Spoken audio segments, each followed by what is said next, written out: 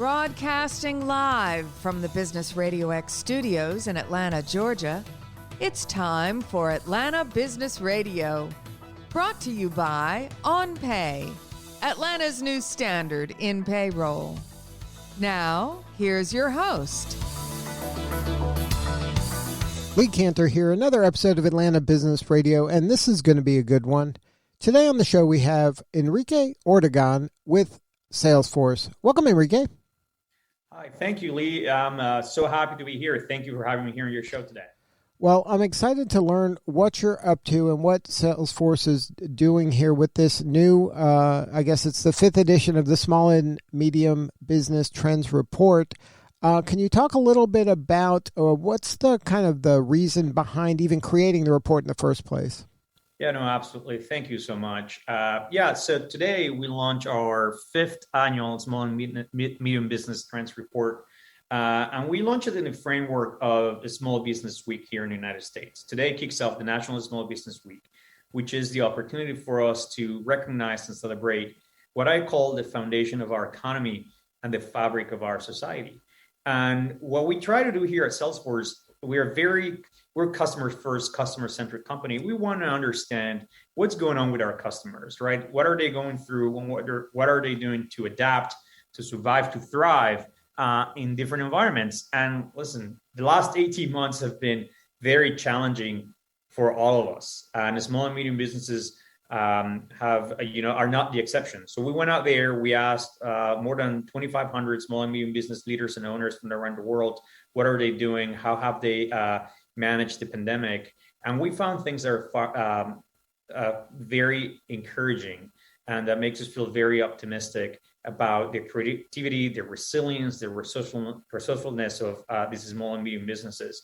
When we asked them how they managed to survive the pandemic, 71% of them told us that they did so by going and adopting digitalization, which is a very encouraging trend. The other thing we realized is in the US alone, more than 4.4 million businesses were created during this time. So I think it's a very encouraging landscape. I think I'm very optimistic about what small and medium businesses are doing and will continue to do for our economy and for our society. Now, having my business, all I do is interview small and mid-sized business owners. So every day I'm doing these kind of interviews with maybe half a dozen or so different small and mid-sized business owners around the country. And what I'm seeing is, again, just like every other crisis, business owners tend to be optimistic. I don't think you can be in business and be pessimistic. It's very difficult to be kind of a naysayer and still try to grow a business. What are you seeing as kind of some hurdles ahead of small business that they're going to have to deal with? One of the obvious ones is hiring. A lot of folks are struggling to find the right team members. Do you have any kind of insight based on your report of how they're attacking that part of the challenge? Yeah, well, I have to say, firstly, I knew I liked you for a reason, and I love your job just as much as I love my job, because I also spend a lot of time talking to small and medium businesses. I mean, it's my job, and I find it fascinating, and I admire and respect small and medium business leaders, owners, entrepreneurs so much. And you're right. I mean, it's been a challenge to fulfill the needs for employment, right? The first thing that we saw is that a lot of the small businesses had to furlough a lot of their employees. Now, about half of them have started to hire them back, but they're starting to hire them back under different conditions. What's going on right now is that employees, just like customers, their expectations have changed. So now you have employees that are asking if they're going to come back to the workforce. They want to come back with a flexible work arrangement. They want to do so remotely, right? Under the conditions that are better for them, that help them be more productive, that help them to be happier, right? And help to contribute more to their own and to their customer success. So as a response of that, what we've seen is that small and medium businesses are offering flexible work arrangements, the ability to work from home. They're investing in online productivity and communication tools, and they're rebuilding this relationship that they have with their own employees, right? By allowing them, again, to be successful from anywhere right? And in the work arrangement that they find more flexible and better for them. So now, how have kind of the underserved entrepreneurs done through the pandemic? I know there's been record numbers of Black, Latinx, women-owned businesses kind of bubbling up during the pandemic, but how have they fared? Yeah, listen, Latinx and Black-owned employee businesses have not fared as well as the rest of the rest of the other businesses. That's a sad reality of the environment in which we are, and that's why when we look back and think about when we ask them, all of the businesses, what has helped them succeed and get through this pandemic, both government and community support has been very important, right? 69% of the leaders we asked said that government support played a key role. 67% of the leaders we asked said community support played a key role in their survival. Even one out of 10 said they would not be around if it wasn't by a combination of both government and community support. And this is even worse for Black-owned and Latinx owned and supported businesses. And I think that's why it's so important, not only on this week, which is a Small Business Week nationally. I like to say, Small Business Week should be like Mother's Day. It should be, every day of the week. It's important that we go out there and we support our local small and medium businesses. Now, it's encouraging to see that community support is almost as high as government support, because community support to me is sustainable and replicatable year round, where government support probably has a expiration date, and that's hard to kind of count on that year after year. Is there anything that you learned that is maybe kind of be actionable teaching items for folks to leverage their community more, to immerse themselves in their community more, to get the most out of it so they can really bond and have the community care if they're not there anymore? Yeah, this goes hand in hand with what we learned about how businesses actually survive and are finding success in this new environment. And the answer is digitalization, right? What we're seeing is that small and medium businesses through digitalization are extending their relationship with their customers. They're giving their customers the choice, the flexibility to engage with them, right, in the channel of their choice, the device of their choice, the time of their choice, right? So they can, have both a digital as well as an in-person relationship. I got to tell you, I love walking down the street to my favorite coffee shop, pick up my coffee and my donut, right, in the mornings. But sometimes I'm in a bit of a rush. So I also love the ability to order from the app and have, again, my coffee, my donut right there waiting for me. So it's, a transaction that would usually take 5-10 minutes. Sometimes I stay there, I hang out there for a few minutes, to one that could be I just come by and I just, grab my stuff and move on with my day, right? I'm still supporting my local business, right? But I'm doing it in a different environment. I think small and medium businesses are finding that it's really important. So 75% are establishing a digital e-commerce and an e-commerce channel, right? And they don't anticipate this is going to go away. They continue to invest in contactless delivery options, etc. They continue to invest in social media channels and communication with their customers through different channels, via text message, email, marketing campaigns, etc. Now, are you finding that because of this digitization and this kind of e-commerce element that they've added to their business, is there a chance that they might say, you know what, maybe we don't need to be brick and mortar anymore. Maybe we can be all digital? I think the key word is flexibility and choice, right? I think they're finding that they're going to have to live in these both worlds. They're both here to stay. 75% of the growing businesses we talked to said the changes they did in the past are going to stay and are going to help them remain competitive and successful into the long term. But they're going to keep both options. Just like employees are going to continue to say, hey, I might be working remotely, but I want to have the option to come back to the office maybe 1 or 2 days a week if I need to. So I don't anticipate, and we haven't seen a downward trend where say, hey, we're completely shuttering our doors and moving into an entirely digital engagement form, but rather, we're going to live in this duality where the customers and the employees are going to have the choice to engage both digitally and in person. Right, but that's an interesting trade-off that they're making, because in one case they're just competing with the folks around them, and then the other case they're competing with the globe, whether it's in terms of talent or whether it's in terms of competition. Is there anything that Salesforce does to help them kind of maintain that hybrid plan of attack?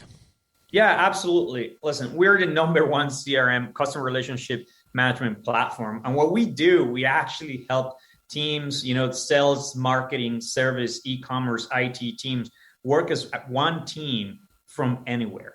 So what we're doing, we're empowering companies and customers of all sizes, small and medium businesses too, to use our tools to find ways to connect and to satisfy their customers in the ways that their customers find best, as well as their employees. And we've done things like, for example, Slack, which, introduces the whole concept of the digital HQ, right? Which means now we're all working together in a virtual world that we can be, working together side by side. And we could also be collaborating with a teammate that is in a different time zone, right? In a different state, a different part of the country. And then not all of your offerings are for fee. For these micro businesses, there's kind of no charge, low charge versions of Salesforce? There are certainly options. Listen, there's very affordable options. There are different ways to get into our platform. What I will say, if your people listen to your show are interested, go to salesforce.com/small business trends, SMB trends, and find out, engage with us, and we'll figure out a way to make sure you are successful. We're helping you and we're successful. Yeah, and we're helping you be successful. And then when a person engages with Salesforce, are they dealing with a kind of a live human, or is this a kind of automated interaction? Both. I mean, in all digital world where artificial intelligence, it's so relevant and important these days. If you want to reach a human, you will reach a human. If you want to interact, digitally with a chatbot, you could do that. And if we can solve your problem, we'll do it that way too. So now, are there any kind of takeaways from this report that you would say this is the low-hanging fruit that people can take action on today? I will say there's 4 things that we learned from this report that are very important. One is that small and medium businesses are prioritizing both customer and employees' needs in this new all digital world, right? They're engaging with them in the channel of their choice, in the device of their choice, right? At the time of their choice, and given them the flexibility to engage digitally as well as in person, which means there's an acceleration of digitalization, which also means, there is a prioritization of security, right? With digitalization comes the importance of keeping customers and companies' data secure, right? And the 4th thing that I'll say, and we've seen is really interesting. You see it, you talk, all the time with small and medium business owners and leaders and entrepreneurs. Hard times, uncertainty, crisis, and challenges, they're not strange to this. I mean, they are sometimes, they're perennial optimists, right? But what they're finding is the changes are coming in a faster way and in more unpredictable ways. So they're now incorporating the scenario planning practices into their management style and into their management practices. So 4 things: prioritize customers and employees' needs, accelerate digitalization, focus on security, cybersecurity, and incorporating a scenario planning into their management style. I couldn't agree more. I think that is so important with these small and mid-sized businesses, especially to have that kind of support and community to help them through these challenging times, because a lot of folks feel like they're going at it alone and they don't have a kind of a place to turn. I think one of the benefits of partnering with a Salesforce company is that community of Salesforce folks that are users of Salesforce and the community that you've established over the years to help each other. And that is just worth the price of admission by itself, I think, because it is kind of the Wild West out there and you need as much help as you can in order to survive. I could not have said that betterly. That's just phenomenal. We do have a Trailblazer community, which is millions of people who are certified, who use Salesforce, who are evangelists of Salesforce, and who help each other learn, advance, right? Help certainly give us feedback as a company. They help each other and us be successful in this ecosystem. But most importantly, if you're a small and medium business leader, owner, and entrepreneur, you're not alone.